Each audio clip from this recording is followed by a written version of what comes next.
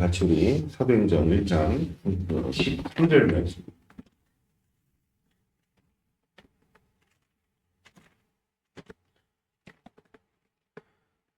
사도행전 1장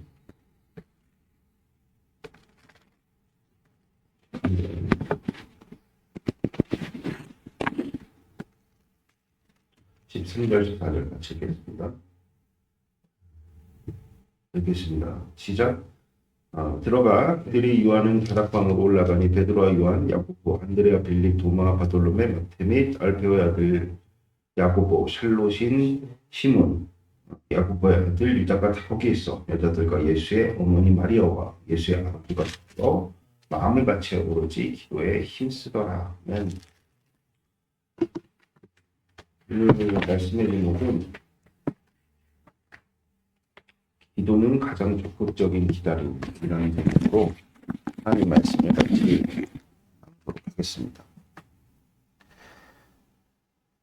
예수님께서 승천하신 위치를 오늘 12절에 아주 의미심장하게 표현을 해놨는데, 제자들이 감람원이라 하는 산으로부터 예루살렘에 돌아온 이 산은 예루살렘에서 가까워 안식일에 가기 알맞은 길이라. 그러니까 예수님이 그 승천하신 곳을 제자들이 기념을 했겠죠. 그리고 왜 기념을 했느냐? 그곳이 이제 예수님께서 늘 기도하시던 곳이었기 때문에 그래요. 그래서 성경에는 예수님께서 습관을 쫓아 감람산에 올라가셨다 이렇게 표현을 하죠. 그러니까 예수님의 공생애라는 것은 단지 예수님께서 제자들에게 지식 전달을 하는 그런 아카데미컬한 가르침이 아니었습니다. 함께 유하셨다. 거하시면서 보이신 거죠. 본을 보이신 거예요. 본을 보이신. 우리가 그러니까 보통 이제 어떤 지식을 습득을 할 때 이론도 물론 우리가 굉장히 중요하지만 이론 못지않은 실습이라 그러잖아요. 현장 학습. 그래서 실제 뭔가 현장에서 바로 실효 있게 쓰임을 받으려면은 실습을 제대로 이행하지 않으면은 어렵습니다. 그래서 우리가 운전면허를 딸 때도 실제 도로에 나가가지고 운전하는 게 굉장히 퍼센티지가 합격의 당락을 결정짓는 중요한 어떤 요인이 되잖아요. 그런 것처럼 우리 주님께서 제자들을 3년 동안 가르치심은 그들과 함께 동행하시면서 어떻게 하는지를 가르치신과 동시에 본을 보이신 거예요. 본을 보이신 거예요.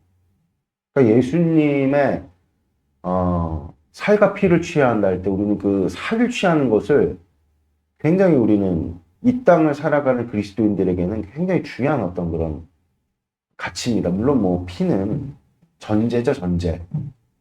영생이 없다 그러면 우리가 예수님의 인생을 어떻게 우리의 그릇에 담겠습니까? 그러니까 실제 그리스도인에서 이 땅 가운데 살아갈 때 중요한 것은 이제 살을 취하는 것. 예수님께서 그러면은 어떻게 본을 보이셨는가? 그게 이제 감람산이에요. 감람산이 그만큼 중요하죠. 그러니까 제자들이 뭐 평일에는 제한이 없으니까 아무데나 다 갈 수 있었잖아요. 안식일, 우리로 치면 주일이겠죠. 그 안식일은 제한이 있었단 말이에요. 어떤 제한이 있었느냐? 2000규빗, 한 1.6km 정도 되는 거리 밖으로 걸음걸이를 나갈 수가 없었어요. 근데 그들의 성령 하나님이 오시기까지의 거처가 어디냐? 예루살렘 성 곁에 있는 마가의 다락방이란 말이에요. 그러니까 예수님께서 감람산에서 승천을 하셨다. 이는 이제 제자들이 되게 의미심장. 그러니까 예수님께 공생의 기간 가운데 제자들에게 본이 되었던 가장 최상의 장소가 어디냐? 뭐 갈릴리도 돌아다니시고 그랬겠지만 감람산이 기도의 거처. 그러니까 예수님께서 가장 닮기를 바랬던 모습이 감람산에서의 예수님의 모습이 아니었을까 싶어요. 그래서 예수님께서 마지막에 제자들을 향해서 호소하셨던 곳이 또 어디입니까? 그게 감람산이에요. 너희들이 1시간도 나랑 깨어있지 못하느냐. 그러면서 마지막 십자가 지시기 전에 우리 주님께서 모든 것들을 정리하신 장소도 감람산입니다. 그러니까 예수님께서 감람산에서 승천하신 데는 제자들이 언제든 아무리 안식일이어도 갈 수 있는, 안식일조차도 갈 수 있는 그곳에서 예수님께서 어떻게 하셨습니까? 승천하셨다. 그럼 그 감람산에서 예수님께서 무엇을 하셨느냐? 하나님께 간절히 기도하셨죠. 그러니까 오늘 사도행전 1장 8절에 주님께서 뭐라고 말씀하셨냐면 오직 성령이 너에게 임하시면 너희가 권능을 받고 예루살렘과 온 유대와 사마리아 땅끝까지 이르러 내 증인이 되리라 하시니라. 뭐 어디에도 기도하라는 이야기가 없습니다. 그러니까 1장 8절의 메시지는 기다려야 된다는 거예요. 기다려야 된다는 거예요. 너희들이 성령 하나님께로부터 권능을 받아야지만 그 다음 페이지가 있다. 이렇게 주님께서 말씀하시잖아요. 그리고 하늘로 승천하심에 제자들이 멍하니 바라보니까 바로 천사, 두 천사가 나타나갖고 책망조로 이야기를 하죠. 지금 뭐하냐 니네들. 예수님께서 가신 그대로 오실 거야. 그러니까 예수님께서 너희에게 주신 말씀을 이행해라. 근데 말씀을 이행하라고 주님께서 주신 말씀이 기다리라는 거. 그러면 그 기다리라는 것에 대해서 지금 제자들이 어떻게 반응을 했느냐. 그들이 이제 돌아와서 그들의 거처로 돌아갔죠. 그러니까 제가 성경 지리를 보니까 감람산에서 예루살렘 성, 그리고 예루살렘 성에서 그들이 거하는 처소, 거기를 보니까 이제 마가의 다락방이잖아요. 마가의 다락방은 한 1.2km 정도 떨어져 있어요. 삼각구도로 돼 있는데 감람산에서 마가의 다락방까지는 못해도 한 2km 정도는 되지 않았을까. 그러니까 예루살렘 성을 중심으로 안식일날 거처도 갈 수 있고 어디도 갈 수 있는 겁니다. 반경이니까 감람산으로도 갈 수가 있죠. 어쨌든 간에 안식일조차도 갈 수 있는 곳에서 주님께서 승천을 하셨다. 그렇죠? 이게 이제 오늘 우리에게 주는 메시지인데 감람산에서 우리 주님께서 무엇을 하셨느냐? 항상 기도를 하셨다. 그리고 주님께서 1장 8절에 보니까 너희들이 성령 하나님을 받을 터이니 성령 하나님을 받을 때까지 기다려라. 그래서 멍하니 제자들이 하늘을 쳐다보고 있을 때 천사가 나타나면 뭐 하느냐? 말씀을 이행해라. 말씀이, 예수님 말씀이 뭐예요? 기다리라. 어떻게 기다립니까? 때를 기다리는 거죠. 그 때를 예수님께서 공생의 기간 가운데 어떻게 기다리셨습니까? 하나님께 기도하며. 그러니까 예수님께서 하나님께서 다 하신다 그러면서 그냥 놀고 계셨느냐? 그게 아니죠. 이엔 바운즈가 이런 이야기를 했어요.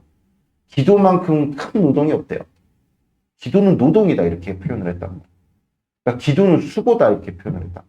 에스겔서 36장 30절의 말씀에 37절의 말씀에 보면은 내가 이스라엘에게 이제 어마어마한 양떼를 다시금 베풀 것이고 이 황폐한 땅 가운데 채울 거야. 그러니까 에스겔은 여러분 잘 알다시피 누구였습니까? 포로로 끌려간 곳에서의 선지자였어요. 근데 예루살렘 환상을 탁 보여주시면서 내가 이렇게 풍성하게 회복시킬 거야. 그런데 반드시 조건이 한 가지가 있어. 이스라엘이 구해야 해. 강구해야 해. 그렇지 않으면 아무 일도 일어나지 않아. 그래서 예수님께서 야 너희들 성령 하나님이 오시기까지 기다려라. 이거는 그냥 넉넉히 가만히 있어라. 알아서 다 잘 될 거다. 이런 여러분들 뜬구름 잡는 이야기가 아니라 아주 명확한 행동 지침을 주님께서 공생의 3년 동안 보이신 일로 가르치신 거예요. 지침을 주신 겁니다. 그러니까 기다려라 이 꼴 뭐죠? 기다려라. 그러니까 예수님께서 항상 요한복음 10장 10절에 보면 야 내가 너희에게 전한 이 모든 말씀은 내가 자의로 전하는 것이 아니라 내 안에 계신 하나님께서 너희에게 전하시는 거지. 제가 그러니까 설교자라서 설교를 이렇게 할 때 물론 뭐 성령 하나님의 어떤 충만하심으로 제 안에서 즉각적으로 뭐 이렇게 말씀이 선포되는 경우들도 많이 있지만 대부분 정리해갖고 준비를 해서 전하죠. 이게 비성경적이라고요? 그렇지 않아요. 성경적입니다. 왜냐면 너희들은 너희들이 해야 될 말들을 준비하지 말아라. 이런 말씀도 있지만 이제는 너희들이 해야 될 이야기들을 너희 소망에 관한 이유를 누군가 물을 때 답변을 준비해라. 이게 이제 우리 주님께서 말씀하신 내용이거든요. 그러니까 제가 복음을 증거할다. 그랬을 때 기도하고 말씀 보고 뭐 여러 생각들이 들겠죠. 이러한 내용들을 나름대로 준비를 해갖고 전하듯이 예수님께서도 제자들을 가르치신 게 핵심이죠. 물론 예수님께서 제자들을 가르칠 때는 그 주변에 많은 사람들이 몰려들어서 다 같이 들었겠지만 어쨌든 예수님께서 제자들에게 가르치실 때 요한복음 10장 10절의 말씀에 의하면 자의로 하지 않으셨다 그러잖아요. 어떻게 하셨다 그럽니까? 내 안에 계신 하나님께서 말씀하셨어. 근데 예수님은 인간이시란 말이에요. 여러분들, 우리가 육체를 가졌다는 것을 부정적으로 우리가 생각할 필요는 없지만 육체가 있다는 것은 우리의 생각이나 마음. 제가 이번에 일본 비전 트립을 가고 소은이가 또 이제 즐거워하길래 우스갯소리 그런 얘기를 했어요. 얘가 이제 엄청 앞서 나가는 걸 많이 하잖아. 재질을 많이 했단 말이에요. 신호등인데 막 가려고 그러고. 내가 소은이한테 너의 마음을 이 육체가 담지 못하지? 이제 표현을 했어. 근데 그게 사실 애들이 그래요. 에너지가 솟구치는데 그게 육체가 제대로 이렇게 담지를 못하죠. 그래갖고 빨리 이제 피곤해하고 빨리 힘들어 하잖아요. 그래서 아이들은 그냥 그 마음대로 내버려 두면은 지치죠. 그래서 중간중간에 제지를 해줘야 된다. 그래갖고 애들이 맨날 꿀잠 자는 이유가 뭔지 아십니까? 모든 에너지를 100%다 소진하기 때문에 힘이 없어서 그냥 잠들어요. 그냥 어른들은 야가가지고 그렇지 않죠. 야같다고 표현하면 좀 이상할까요? 어쨌든 간에 그 예수님께서 하나님의 그 복되신 뜻을, 영이신 하나님의 말씀을 담아서 전달을 하시려면 육을 안고 있기 때문에 반드시 그 하나님의 영이신 그 말씀이 육화가 되는 과정이 필요한 거예요. 그게 뭡니까? 그걸 우리 기도라고 얘기하는 거예요. 그걸 묵상이라고 얘기하는 거예요, 여러분들. 아멘?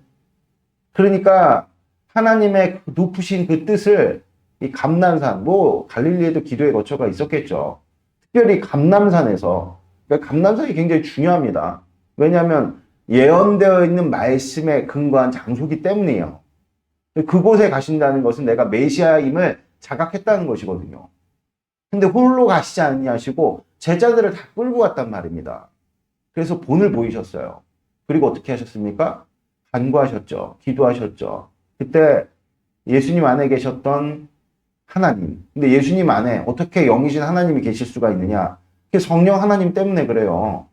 비둘기처럼 성령 하나님이 임하셔서, 그렇죠? 다른 차원, 우리가 과학적으로 표현하지만 다른 차원에 계신 그 하나님이 예수님 안에 계시는 그 효과가 가능한 거죠. 성령 하나님을 통해서, 성령 충만을 통해서 하나님의 뜻을 받아. 그쵸? 뭐 묵상도 하고, 정리도 하고, 그쵸? 그 안에서 정의가, 데피네이션이라죠. 정의가 되어지는 그 일로 말미암아서 제자들에게 가르치시기도 하고, 또 한 가지 무엇입니까? 권능을 행하셨다. 예수님 인간이십니다. 예수님 돌아가실 때 뭐라고 말씀하셨냐면, 제자들이 와갖고 하도 억울해하니까 내가 지금 12군단이나 내가 되는 선사를 못 불러서 안 부르는 게 아니야. 그러니까 예수님은 철저하게 신적인 능력을 제한하셨어요. 그러니까 예수님 자체로 뭔가 이렇게 능력이 나타났다. 신학적으로 여러분들 옳지 않습니다. 그거는 예수님의 인간 되심을 부정하는 거예요. 그럼 예수님께서 도대체 그런 신성을 어떻게 드러내셨느냐? 예수님 자체가 아니라 성령 하나님의 힘입어. 여러분들 만약에 이게 성립될 수 없는 논리라면 성경에서 예수님께서 비둘기처럼 성령을 받은 사건을 굳이 표현할 필요가 없어요. 그러니까 예수님의 그 30년 동안의 삶이 있잖아요. 일반적인 삶과 공생애를 확실하게 구분지었던 사건이 세례 요한으로부터 무엇입니까? 왜 그렇습니까? 왜 또 하필이면 세례 요한이죠? 그가 예수님을 예비하시는 광야에 외친 소리였기 때문에 그래요. 예수님 왕이시기 때문에 누군가 예비하지 않은 길은 걷지 않으십니다.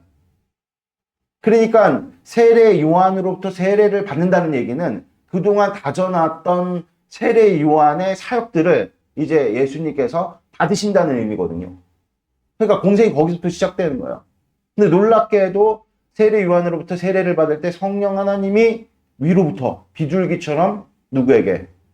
예수님께 임하면서 공생애가 시작된다는 거죠. 그러니까 모든 예수님의 사역들, 공생의 시작부터 해갖고 십자가와 부활, 이 모든 예수님께서 이루셨던 기적들, 가르쳤던 말씀들, 모든 것들이 다 누구의 역사냐? 성령 하나님의 역사다. 아멘? 그 성령 하나님의 그 역사를 이루시도록 제가 하시는 분이 하나님이시다. 그러니까 예수님으로서는 공생이라는 사명을 감당하려면 반드시 필수적으로 예수님께 갖춰져야 될 내용이 무엇이냐면 그게 기도예요. 왜냐면 그게 에스겔서 36장 37절의 말씀이기 때문에 우리 하나님께서는 구하지 않는데 그냥 이루시는 경우는 없다. 아멘? 그러니까 여러분들의 삶 가운데 기도하지도 않았는데 어떤 이런 일들이 벌어졌지? 그렇게 생각하시면 오산이죠. 잘못 계산한 거예요, 여러분들. 누군가 널 위하여 기도하네.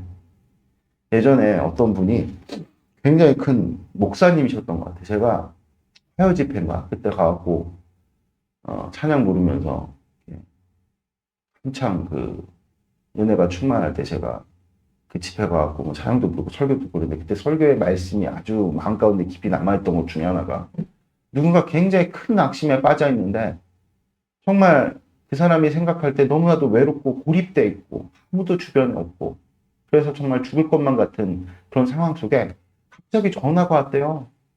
네? 뭔 소린가 해가지고 전화가 왔는데 이게 국제 전화야. 미국에선가 걸려온 거야. 그래갖고 이게 뭔 일인가 해갖고 그 사람 이제 이야기를 듣는데 무슨 내용이냐면 자기가 기도를 드리는데 한국에 누구누구의 이름을 주님께서 나타내시면서 그를 위해서 기도하라고 명령을 하셨대요. 한 번도 본 적이 없는데 알지도 못하는데 그게 뭐 예수전도단의 무슨 사람인가 아마 그랬을 거예요. 그러니까 우리가 여러분들 정말 성령 하나님으로 충만하면서 기도를 드리면 그런 아주 신비한 역사가 있거든요.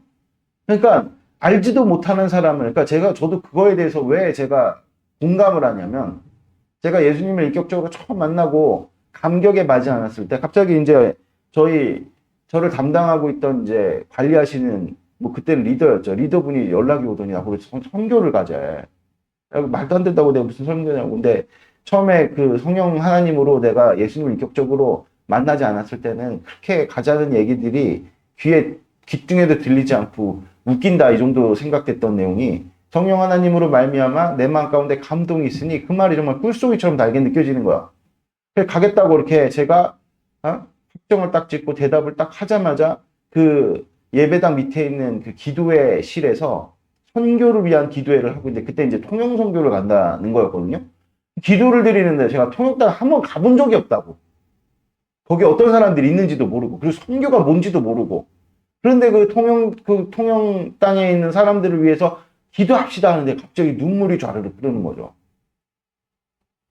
그러니까 이렇듯 우리 주님께서는 기도를 시키시죠. 그래서 중보기도의 정말 그 위대성은 경험해보지 않은 자들은 모르죠. 그러니까 누군가 나를 위해서 기도할 때 하나님께서 역사를 하시는 거죠. 그러니까 제가 교회 가갖고 예수님을 인격적으로 만나게 된 경위도 제가 듣게 되었어요. 뭐 제가 예수님을 향해서 뭐 그냥 제가 갑자기 그런 변화가 있었던 것이 아니라 우리 어머니가 제가 이제 인격적으로 예수님을 만나고 삶이 이제 이렇게 180도로 탁 바뀌는 그런 상황 속에서 말씀을 하시더라고.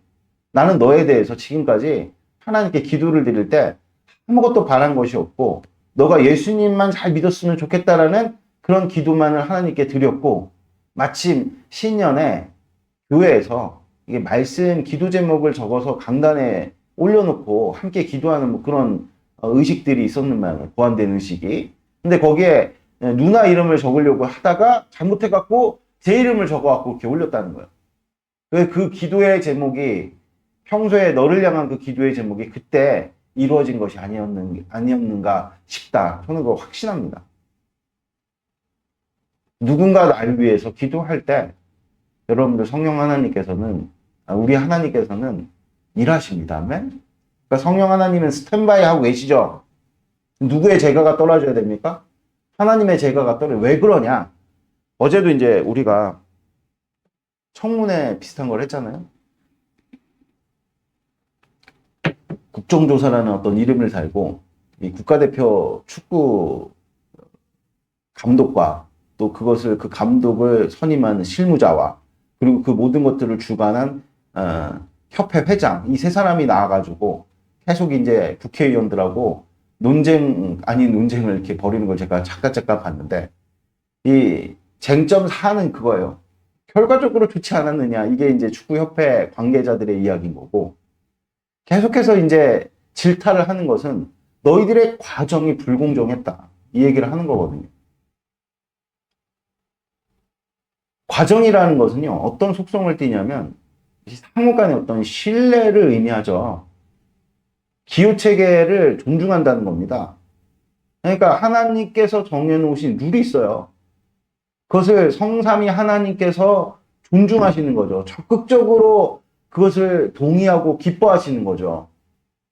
그러니까 하나님께서 정하신 뜻이 무엇이냐면, 성삼위 하나님의 관계를 간략하게 제가 말씀을 드리면, 하나님께서 뜻을 정하시고, 그렇죠? 예수님께서 이것을 실행하실 때 성령 하나님께서 이것을 도우시죠. 근데 이 모든 것들의 결정권자가 누굽니까? 하나님이세요. 성부 하나님. 그러니까 성자 예수님께서 아무리 능력이 출중하셔도 독단적으로 일하시는 경우가 없다. 그게 근거가 어딨냐? 요한복음 10장 10절이라는 거예요. 그러니까 예수님은 하나님께 제가를 받아야 되는 거예요. 아무리 하나님이 정하신 뜻이어도 주님 제가 이제 이것을 하나님 아버지 제가 이제 이것을 이루려고 합니다.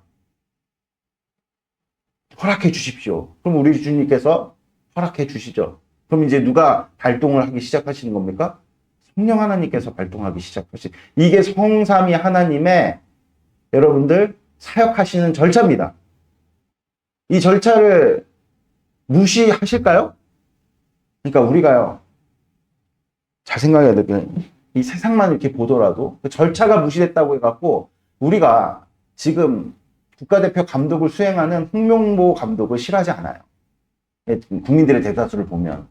그런데 무엇 때문에 이런 홍명보 감독을 문제를 삼느냐, 이 절차상의 이 비상식적인 행태, 이 절차를 무시한 건 무엇을 무시한 겁니까? 법을 무시한 거예요. 법을 무시한 건 누굴 무시하는 거죠? 여러분들, 국민들을 무시하는 거잖아요. 그래서 예수님께서 늘 본을 보이셨던 것 중에 하나가 성삼위 하나님 간의 관계예요, 관계. 야, 이 절차가 얼마나 중요한지 아냐. 이거를 주님께서 제자들한테 그렇게 가르치시고 싶었던 겁니다. 그러니까 여러분들, 우리는 간혹 가다가 왜 하나님께서 나를 도와주시지 않으시지? 왜 하나님께서 우리 교회를 돕지 않으시지? 이런 생각들에 빠질 때가 있단 말이에요. 왜 하나님께서 우리 삶 가운데 역사하시지 않느냐? 여러분들 둘도 볼 것 없어요. 우리 하나님 앞에 겸손을 잃어버렸기 때문입니다. 겸손을 잃어버린 것이 무엇이냐면 하나님께서 세워놓으신 절차를 무시하는 거예요. 그러니까 성경은 끊임없이 태초부터 지금까지 우리에게 계속 강조한 핵심적인 가치가 무엇이 그게 코이노니아입니다.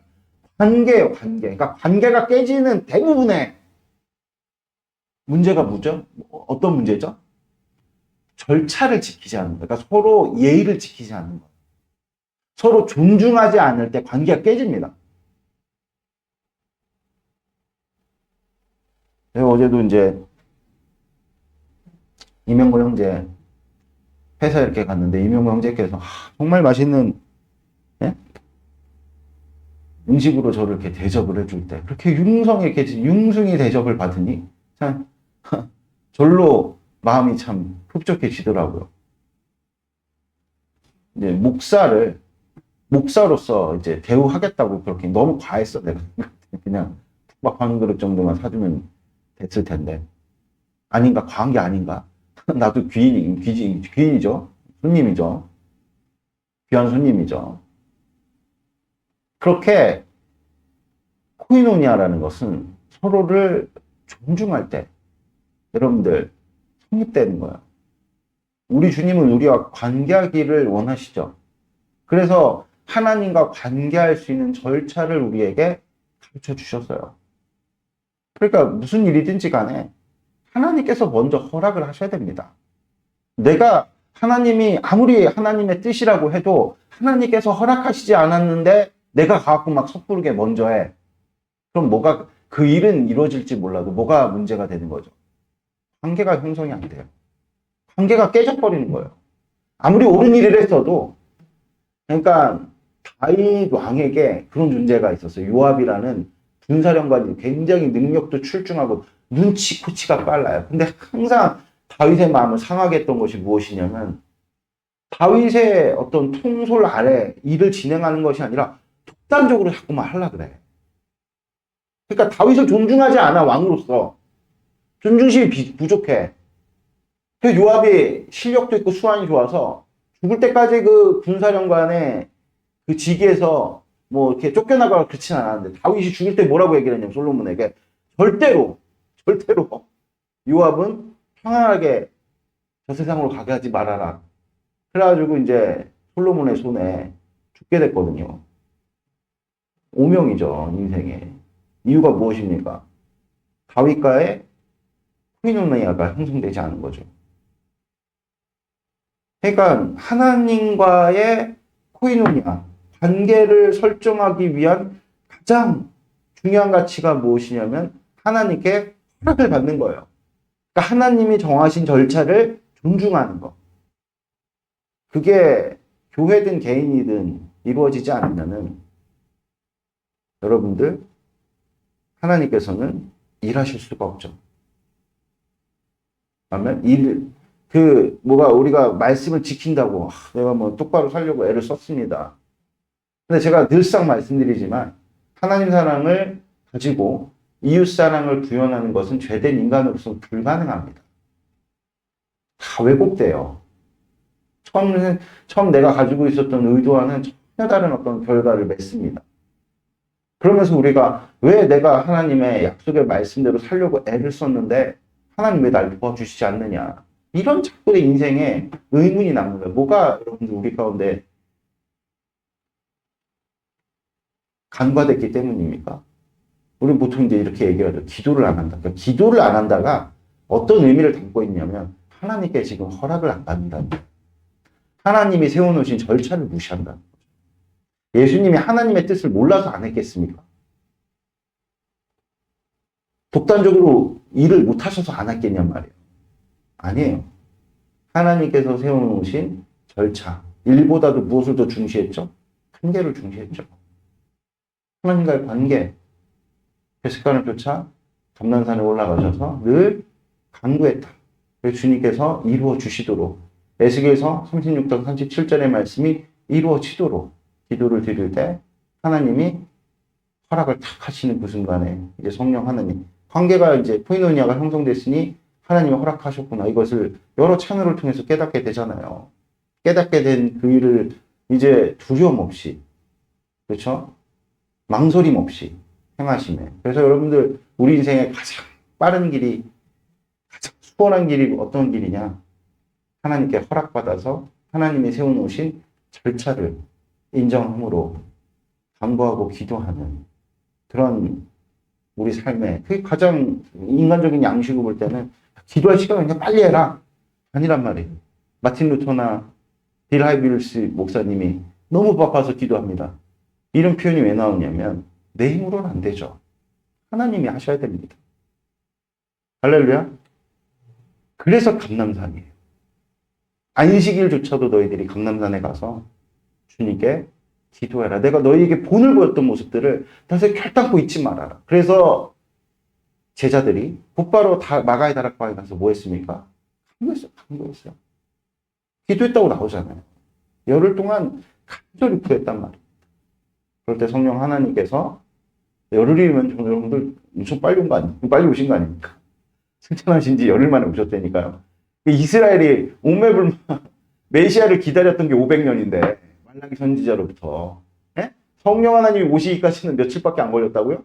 그러니까 절차를 지키면요. 하나님이 세우신 절차를 지키면 가장 빨라요.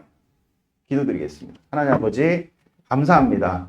오늘 주님께서 우리에게 복되신 말씀을 선포케 하셨는데, 우리가 하나님의 세우신 룰을 무시하면서 자꾸 자의적으로 인생 사는 것이 아니라 아버지께서 세워놓으신 절차를, 질서를 아버지 잘 따라서 정말 주님께 강구하고 부하여야 내가 너희들에게 회복을 줄지라, 이 말씀이 우리 삶 가운데 분명하게 성취되도록 예수님의 그 십자가의 도를 따르는 우리 모든 지체들 될 수 있도록 축복도에 주시옵소서. 감사합니다. 부활의 주님 대신 예수님의 이름으로 기도드렸습니다. 아멘.